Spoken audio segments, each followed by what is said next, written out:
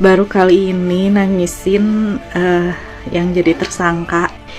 Kayak dia tuh dapat simpati banyak gitu. Kalau misalkan dia benar-benar pelakunya, kayaknya nggak mungkin dia banyak simpati kayak gini gitu.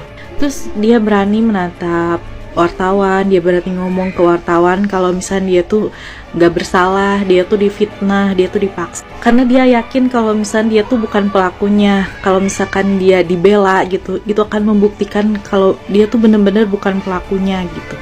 Karena kalau misalkan dia benar-benar pelakunya, dia akan tunduk, dia akan merasa malu, dia juga tidak akan seberani itu. Karena apa? Karena dia ada bukti gitu kalau misalkan dia tuh benar-benar bersalah gitu. Tapi ini enggak, dia berani buat ngungkapin ke wartawan kalau dia tuh nggak bersalah.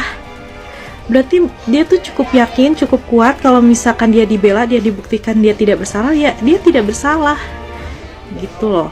Dan nggak tahu deh, mukanya itu bener-bener bikin simpatik. Dan apa ya, wajahnya itu kalau bahasa psikologinya tuh nggak ngerti, nggak tahu, pokoknya mah tuh kayak ada ketulusan gitu di dalam hatinya tuh untuk mengatakan kalau dia tuh bukan pelakunya gitu. Makanya memberikan simpati ke kita yang ngelihatnya gitu, karena dia tulus ngungkapin di raut wajahnya itu kalau misalnya dia tuh emang bukan pelakunya gitu.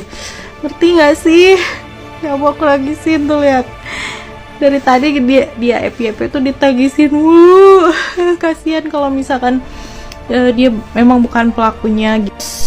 Please lah, yang bener-bener jadi saksi itu tolonglah, maksudnya tuh ungkapin yang sebenar-benarnya, yang sepakta-faktanya gitu. Maksudnya tuh kayak ini tuh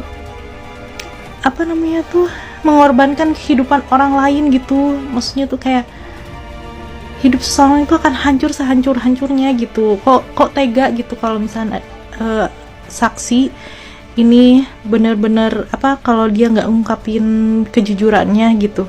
Maksudnya kan ini udah 8 tahun yang lalu gitu. Saksinya tuh bener nggak sih dia melihat kejadiannya itu 100%, itu yang namanya aib-aib itu tuh nggak bohong gitu. Aduh, tolong deh kalau misalkan jadi saksi itu yang bener gitu. Kehidupan seorang itu benar-benar ditaruhkan gitu. Ini tuh kalian tuh yang di belakang ini yang bikin kasus ini tuh apa nggak takut gitu sama Tuhan gitu? Kayak sebel banget sama kasus ini tuh. Kayak aduh, kayak kita sebagai rakyat biasa tuh nggak bisa ngapa-ngapain gitu, rasanya tuh kesel.